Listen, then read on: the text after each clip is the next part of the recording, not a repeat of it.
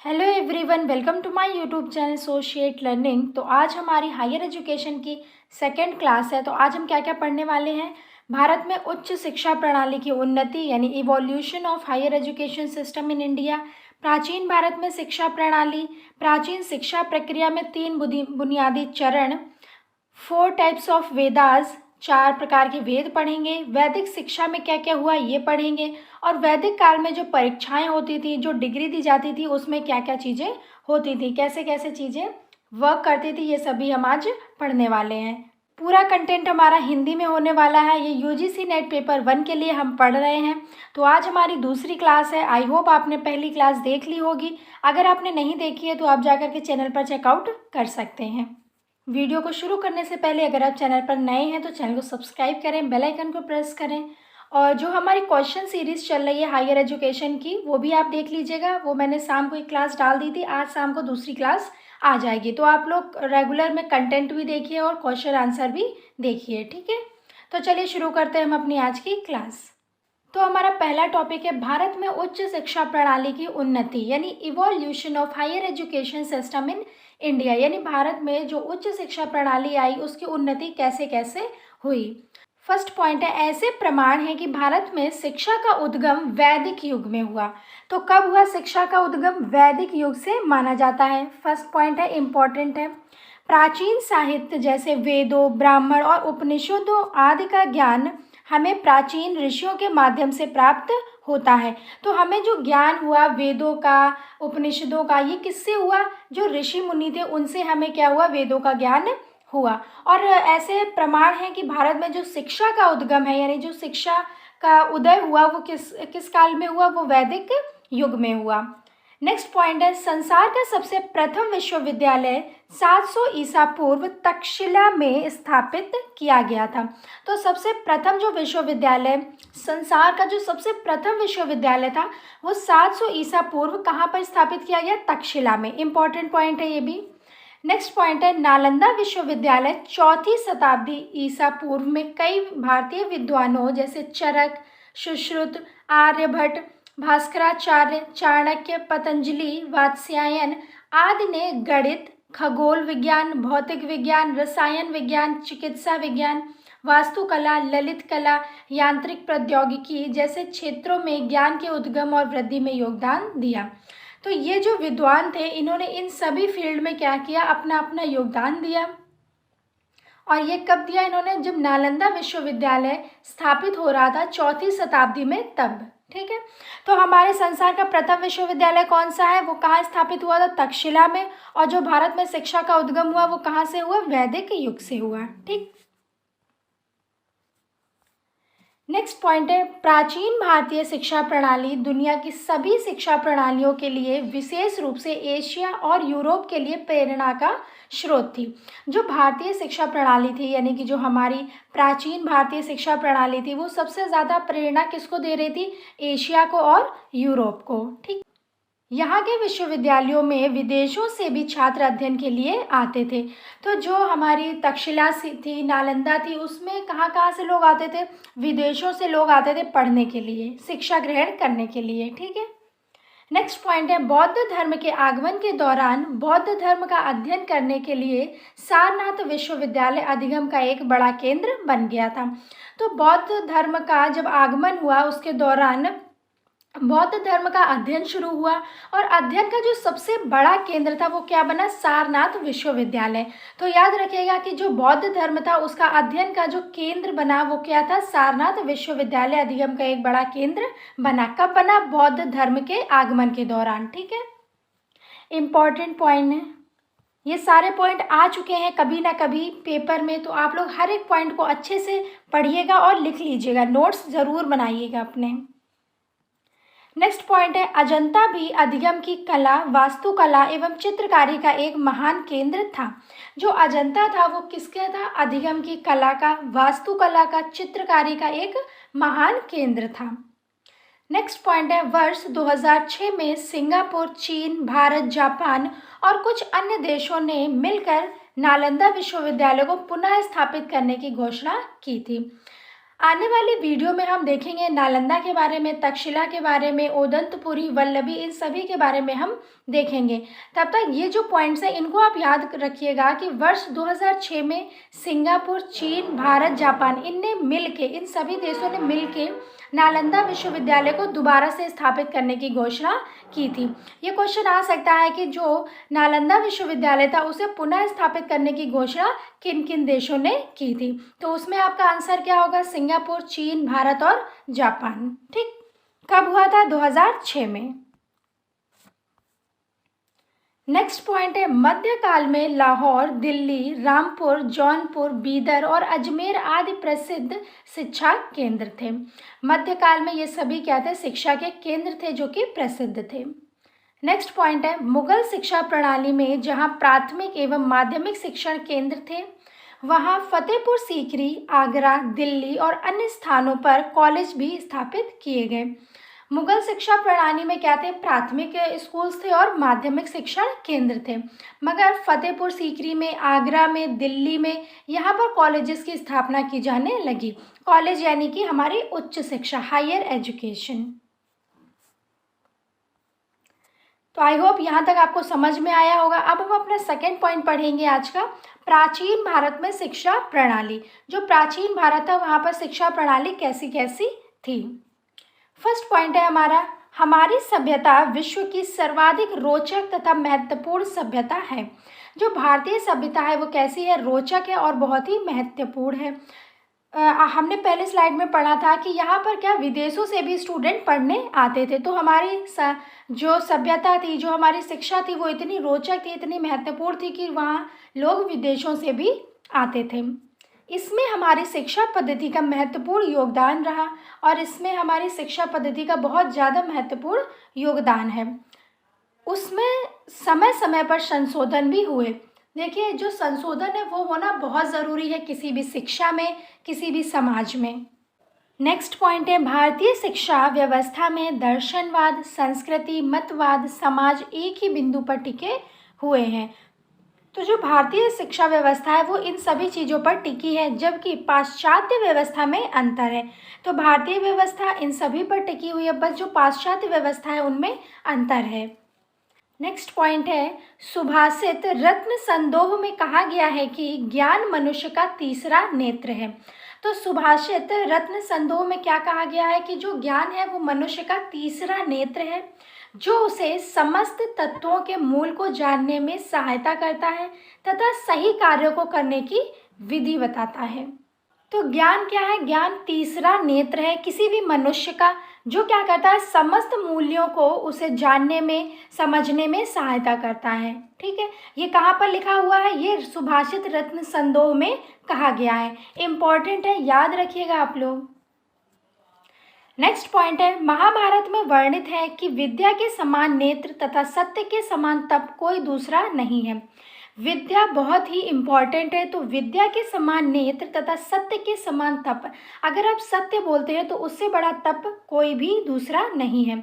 नास्ति विद्या समाह चक्षु, नास्ति सत्य समाह तपाह।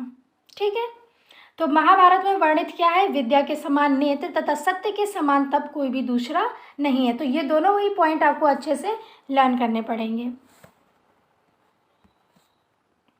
मैंने हर एक पॉइंट को लिया है, तो आप अच्छे से हर एक पॉइंट को पढ़िएगा।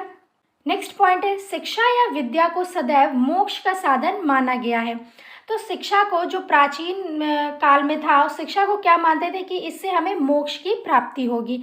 अगर हम विद्या ले लेंगे तो हमें इससे क्या होगा? मोक्ष की प्राप्ति होगी। तो शिक्षा या विद्या को सदैव मोक्ष का साधन माना गया है।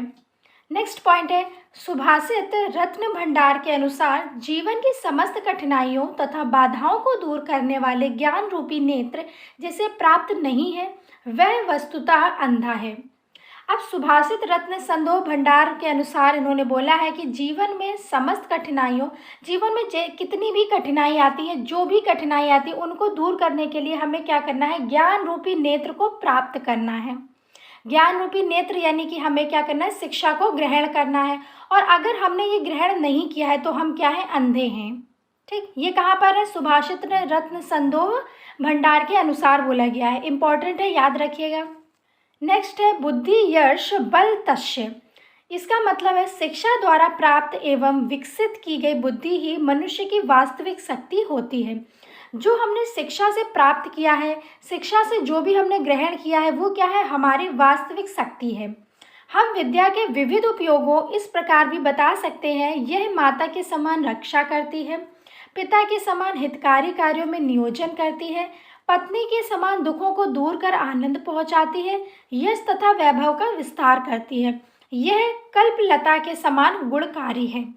तो इसका मतलब यही है कि हमें शिक्षा ग्रहण करना बहुत ही ज़रूरी है। अगर कोई भी मनुष्य जो शिक्षा प्राप्त नहीं करता है वो अंधा है। किसके अनुसार? सुभाषित रत्न भंडार के अनुसार। तो शिक्षा कुल मिला के बहुत ही इम्पॉर्टेंट है। ठीक, नेक्स्ट पॉइंट है विद्या विनय प्रदान करती है। विनय से, पात्रता से व्यक्ति धन प्राप्त करता है। पात्रता यानी कि निपुणता। ठीक, निपुणता से व्यक्ति क्या करता है? धन प्राप्त करता है। धन से धर्म तथा अंततोगात्वा सुख की प्राप्ति होती है। विद्या को ऐसा धन माना गया है जो व्यय बराबर बढ़ता है। अगर आप विद्या को बांटेंगे तो आपकी विद्या घटेगी नहीं, बढ़ेगी। वही एक ऐसा धन है जो व्यय करने पर बराबर बढ़ता रहता है। अगर आपके पास धन है, आप व्यय करते हैं तो वो क्या हो जाता है? कम हो जाता है। बट विद्या एक ऐसा धन है जिसको आप जितना व्यय करेंगे उतना ही वो बढ़ेगा। ठीक, नेक्स्ट पॉइंट है यदि ब्राह्मण भी विद्या रहित है तो वह सूद के समान ही है। अगर कोई ब्राह्मण है जिसको विद्या नहीं है, जो विद्या ग्रहण नहीं किए हैं, तो वो क्या है? सूद के समान है। विद्या विहीन व्यक्ति वस्तुतः पशु तुल्य है। जो भी व्यक्ति जिसके पास विद्या नहीं है वो क्या है? पशु है। ठीक, नेक्स्ट पॉइंट है प्राचीन भारत की दृष्टि में शिक्षा मनुष्य के सर्वांगीण विकास का साधन थी। तो प्राचीन भारतीय की दृष्टि में क्या बोला गया है कि जो शिक्षा है वो मनुष्य का होलिस्टिक डेवलपमेंट करती है, उसका एक साधन है। नेक्स्ट पॉइंट है शिक्षा के द्वारा मनुष्य आजीविका का उत्तम साधन भी प्राप्त करता है, लेकिन इसको मात्र आजीविका का साधन मानना ही हमारी दृष्टि में बहुत उत्तम नहीं माना गया है। शिक्षा मनुष्य के लिए आजीवन चलने वाली वस्तु है। तो शिक्षा को हम जितना व्यय करेंगे वो उतना बढ़ेगी। अगर कोई ब्राह्मण विद्या रहित है तो उसको सूद के समान माना गया है। और क्या बोला गया है कि जो शिक्षा है, अगर शिक्षा नहीं है तो आप मोक्ष की प्राप्ति नहीं कर सकते। अगर आपके पास शिक्षा नहीं है तो आप कैसे हैं? अंधे हैं। अगर आपके पास शिक्षा रूपी नेत्र नहीं है तो आप अंधे हैं। ये पूरा इसमें बोला गया है, तो आप लोग पढ़ लीजिएगा। वैसे तो मैंने इतना समझा दिया है कि आई होप आपको समझ में आ गया होगा। नेक्स्ट हम देखते हैं ज्ञान को दो व्यापक धाराओं में विभाजित किया गया है, परा और अपरा। अब परा क्या है और अपरा क्या है ये देखेंगे। परा का मतलब है ऐसा ज्ञान जो हमें वेदों से प्राप्त होता है। जो हम वेद पढ़ते हैं, जो वेदों से हमें ज्ञान की प्राप्ति होती है, उसको हम परा ज्ञान कहते हैं। उच्चतर आध्यात्मिक ज्ञान, इसको हम क्या कहते हैं? उच्चतर ज्ञान और आध्यात्मिक ज्ञान। ठीक, अब अपरा क्या है? जो हमें जीवन से मिलता है। बहुत सारी नॉलेज ऐसी है जो हमें जो हम जीवन जीते हैं और हम अपनी डेली लाइफ से कुछ ना कुछ सीखते हैं। जो हमें जीवन से ज्ञान मिलता है वो क्या है? अपरा ज्ञान है। ठीक है, तो ये कैसा है? ये निम्न होता है। और धर्मनिरपेक्ष विज्ञान, ये धर्मनिरपेक्ष विज्ञान है। ठीक, परा ऐसा ज्ञान जो हमें वेदों से प्राप्त होता है और अपरा ऐसा ज्ञान जो हमें जीवन से मिलता है। इन दोनों में डिफरेंस आपको समझ में आ गया होगा। नेक्स्ट पॉइंट है शिक्षा व्यक्ति के शारीरिक, मानसिक, बौद्धिक तथा आध्यात्मिक उत्थान का सर्व प्रमुख माध्यम है। जो शिक्षा है वो एक मनुष्य का, एक व्यक्ति का शारीरिक विकास करती है, मानसिक विकास करती है, बौद्धिक विकास करती है, आध्यात्मिक उत्थान करती है। तो यानी कि होलिस्टिक डेवलपमेंट करती है क्या? एजुकेशन। ठीक, अध्यापक भी उस व्यक्ति को माना गया है जो सदैव विद्यार्थी भी बना रहता है। अध्यापक किसको माना गया है? जो सदैव विद्यार्थी, यानी कि जिसमें सीखने की क्षमता होती है लाइफ टाइम, जो हमेशा सीखना चाहता है, कुछ नया, कुछ अपने नया बच्चों को सिखाना चाहता है, तो वो क्या है? अध्यापक है। ठीक, नेक्स्ट पॉइंट हम देखेंगे। आई होप यहाँ तक आपको समझ में आ गया होगा। प्राचीन शिक्षा प्रक्रिया में 3 बुनियादी चरण शामिल थे। तो 3 बुनियादी चरण हमारे कौन कौन से हैं? श्रवण, मनन और निधिध्यासना। श्रवण में क्या है? श्रुति या श्रवण द्वारा ज्ञान प्राप्त करने की अवस्था। श्रवण यानी सुनकर, जब हम सुनकर कोई ज्ञान प्राप्त करते हैं तो वो क्या है, श्रवण ज्ञान। मनन में क्या होता है, श्रवण में जैसे हमारे गुरु हमें कुछ बता रहे हैं तो हम सुनकर जो ज्ञान प्राप्त कर रहे हैं उसको हम श्रवण कहते हैं। मनन, यहाँ मनन का अर्थ विद्यार्थियों के संज्ञानात्मक योग्यता यानी कॉग्निटिव एबिलिटी से है। जितना मनन का मतलब है हमने अपने चिंतन हमने कितना किया, कितना हमने सीखा। जितना हम मनन करेंगे, जितना हम अपने कॉग्निटिव एबिलिटी को लगाएंगे उतना ही हम ज़्यादा सीखेंगे। ठीक है, तो श्रवण का मतलब सुनकर सीखना, मनन का मतलब कॉग्निटिव एबिलिटी यानी कि अपनी संज्ञानात्मक योग्यता को विकसित करना। विद्यार्थी श्रवण करते हैं, उसका स्वयं विश्लेषण करते हैं। जो भी उसने अपने आचार्य से सीखा सुना उसका वो दोबारा से जब विश्लेषण करते हैं तो उसको मनन कहते हैं। वह अपने शिक्षक द्वारा सिखाए गए पाठों को आत्मसात करे और अपने स्वयं के निष्कर्ष बनाए, ये क्या है, मनन। ठीक, निधिध्यासना, जिसका अर्थ है सत्य की समझ और उसे वास्तविक जीवन में लागू करना। अब निधिध्यासना क्या है, जो भी हमने सुना था उसको हमने मनन किया और फिर उसका एक निष्कर्ष निकाला। जो निष्कर्ष निकाला उसको जब हम अपने जीवन के वास्तविक जीवन में जब हम लागू करते हैं तो वो क्या है, निधिध्यासना। ठीक, तो श्रवण का मतलब जो भी हमारे आचार्य ने हमें बोला वो हमने सुन करके सीखा, वो क्या है, श्रवण। मनन, जो उन्होंने बोला हमसे, जो हमें उन्होंने सिखाने की कोशिश की, वो जब हम अपने अंदर विश्लेषण करते हैं उसका और उसके बारे में कुछ निष्कर्ष निकालते हैं तो वो क्या है, मनन है। और जब उस निष्कर्ष को हम अपने वास्तविक जीवन में लागू करते हैं तो वो क्या है, निधिध्यासना।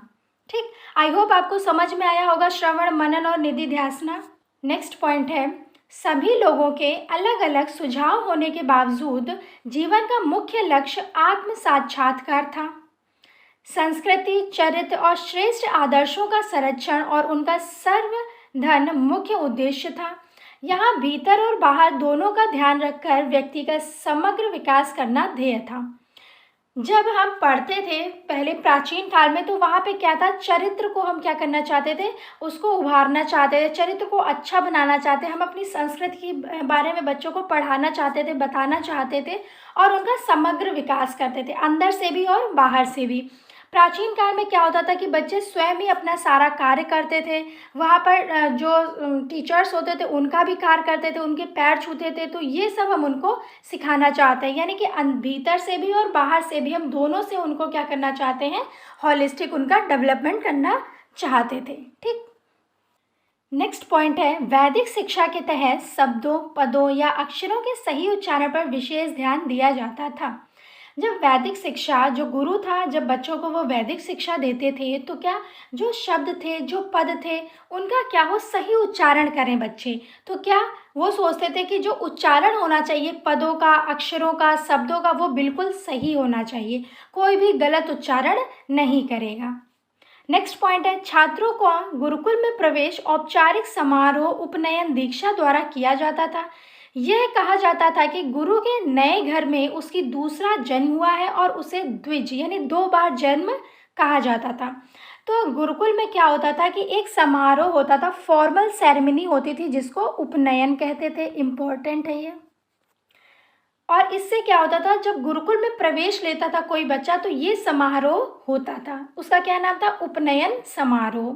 और यह कहा जाता था कि जब बच्चा गुरुकुल में प्रवेश ले रहा है तो उसका एक नया जन्म हुआ है, उसको क्या कहते थे, द्विज यानी 2 बार जन्म। एक बार जन्म उसने अपने माँ के गर्भ से लिया है और दूसरी बार उसने कहाँ लिया है, गुरुकुल में जब उसका प्रवेश हुआ है। ठीक, नेक्स्ट पॉइंट है, शिक्षा 5 वर्ष की आयु से विद्यारंभ नामक एक समारोह से आरंभ होती थी। तो शिक्षा कब से आरंभ होती थी, 5 वर्ष की आयु से, उसको क्या बोलते थे, विद्यारंभ यानी विद्या का आरंभ होना। ठीक, विद्यारंभ का मतलब है विद्या का आरंभ होना, एक समारोह होता था, उससे हमारी विद्या शुरू होती थी, उससे जो बच्चे थे उनकी विद्या शुरू की जाती थी 5 वर्ष की आयु में। ये भी आपको याद रखना है। यहाँ अक्षर सीखना, वहाँ पे क्या सिखाया जाता था, 5 वर्ष के बच्चों को अक्षर का ज्ञान दिया जाता था और देवी सरस्वती की पूजा करना सम्मिलित रहता था। नेक्स्ट पॉइंट है, उपनयन समारोह 8 से 12 साल की आयु के बीच शुरू होता था। जो उपनयन समारोह था वो कब शुरू होता था, 8 से 12 साल की उम्र में। उसे हम ब्रह्मचारी कहा जाता था। उसे कहते ब्रह्मचारी। अपनी शिक्षा समाप्त करने के बाद एक ब्रह्मचारी गृहस्थ बनने के योग्य हो जाता था।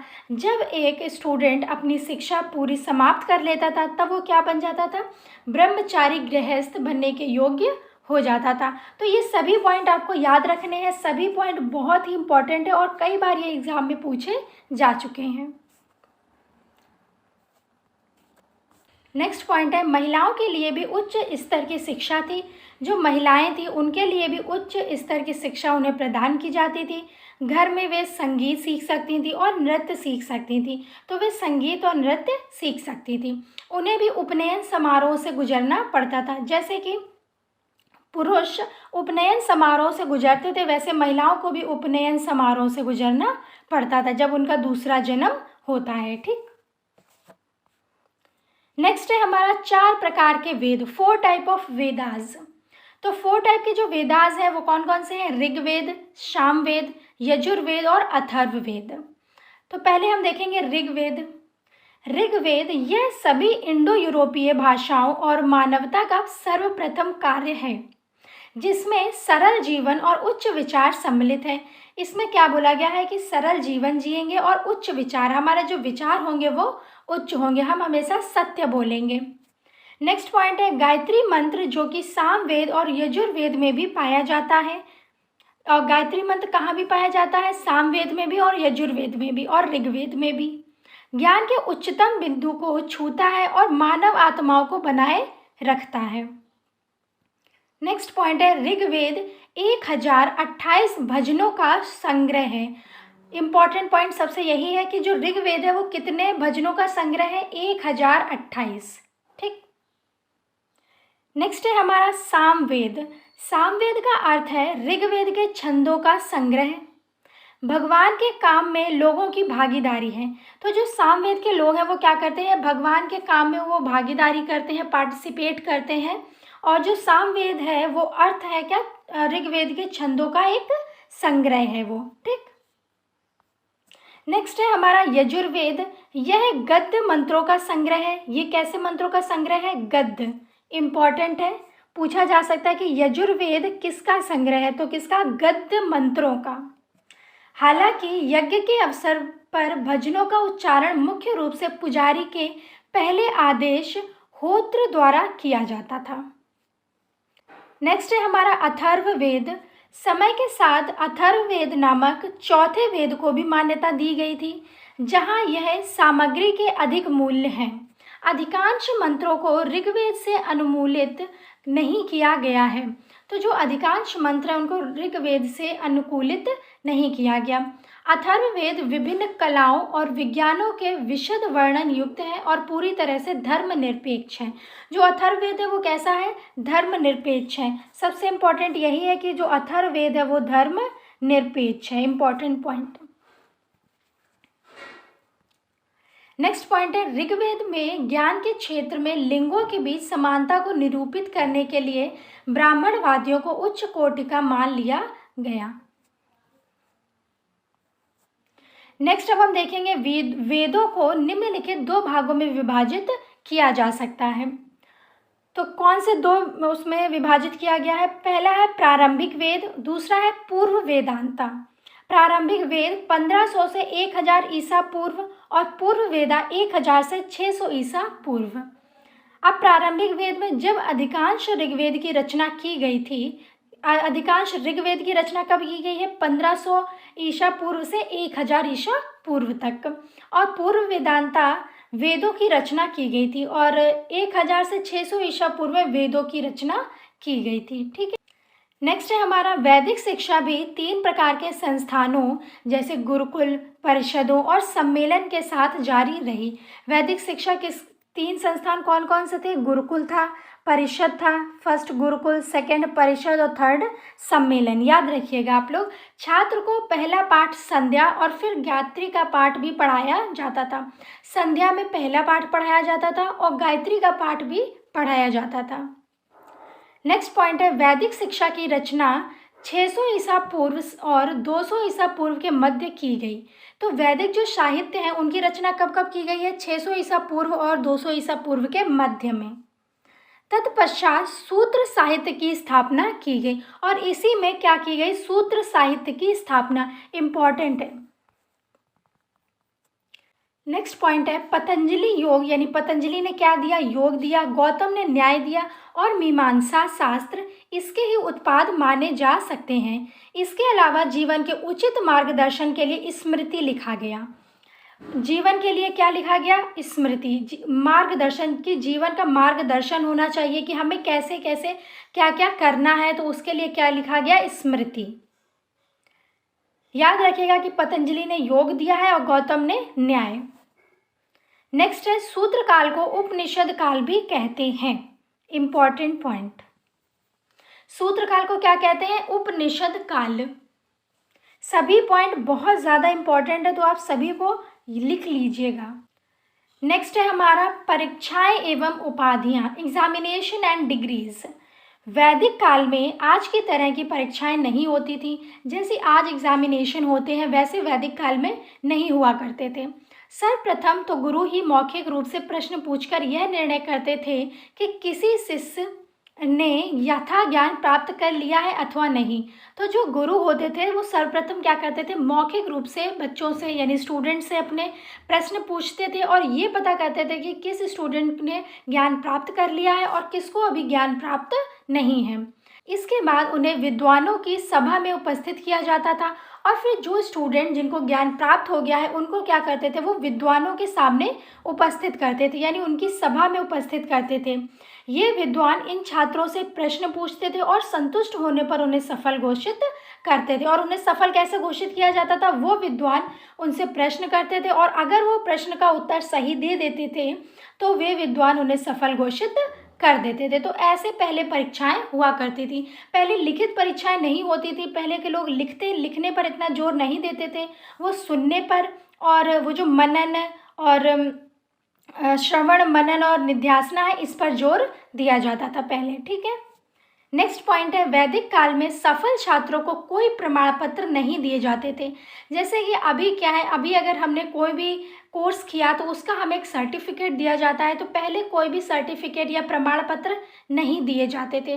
कहाँ पर, वैदिक काल में। तो वैदिक काल में जो भी स्टूडेंट सफल होते थे उन्हें कोई प्रमाण पत्र नहीं दिया जाता था, उनकी योग्यता ही उनका प्रमाण पत्र होती थी। जो वो योग्य है, जो उन्होंने ज्ञान प्राप्त किया है, वही उनकी क्या थी, योग्यता थी, वही उनका प्रमाण पत्र था। नेक्स्ट अब हम देखेंगे, ये स्लाइड बहुत इंपॉर्टेंट है, कई बार क्वेश्चन में इससे क्वेश्चन पूछे गए हैं। तो फर्स्ट पॉइंट हम देखेंगे, छात्र गुरुकुल का 12 वर्षीय सामान्य पाठ्यक्रम अथवा किसी एक वेद का अध्ययन पूरा कर लेते थे उन्हें स्नातक कहते थे। जब कोई छात्र गुरुकुल में 12 वर्ष का पाठ्यक्रम पूरा करते थे और एक वेद का अध्ययन करते थे तो उन्हें क्या कहते थे, स्नातक। 12 वर्ष प्लस एक वेद अगर पढ़ लिया आपने तो आपको क्या कहते हैं, स्नातक। फिर जो 24 वर्षीय पाठ्यक्रम जो किन्हीं 2 वेदों का अध्ययन पूरा कर लेते थे उन्हें वसु कहते थे। और जो 36 वर्षीय पाठ्यक्रम यानी किन्हीं 3 वेदों का अध्ययन पूरा कर लेते थे उन्हें रुद्र कहते थे। और जो 48 वर्षीय 4 वेदों का अध्ययन कर लेते थे उन्हें आदित्य कहा जाता था। तो आप देख लीजिए, 12 वर्षीय प्लस 1 वेद की जो हमें क्या अध्ययन करना है उसको स्नातक, 24 वर्षीय पाठ्यक्रम प्लस 2 वेदों का अध्ययन वसु, 36 वर्षीय पाठ्यक्रम प्लस 3 वेदों का अध्ययन रुद्र, 48 वर्षीय पाठ्यक्रम प्लस 4 वेदों का अध्ययन आदित्य। इम्पॉर्टेंट है ये पूरी स्लाइड, लिख लीजिएगा आप ये सभी पॉइंट आपके एग्जाम में डिट्टो पूछे जाएंगे। तो आज के लिए इतना ही रखते हैं। अगर आपको लेक्चर पसंद आया हो तो वीडियो को लाइक करें, शेयर करें, कमेंट करें, जितना हो सके चैनल को सपोर्ट करें। शाम तक क्वेश्चन की भी वीडियो आ जाएगी। आई होप आप लोग लगातार सारी वीडियो देख रहे हैं, क्वेश्चन भी और कंटेंट भी। आप अगर ऐसे ही लगातार देखते रहेंगे तो आपका जो एग्ज़ाम है आप उसमें आपको कोई भी कठिनाई नहीं आएगी। Stay connected, stay healthy. Thank you.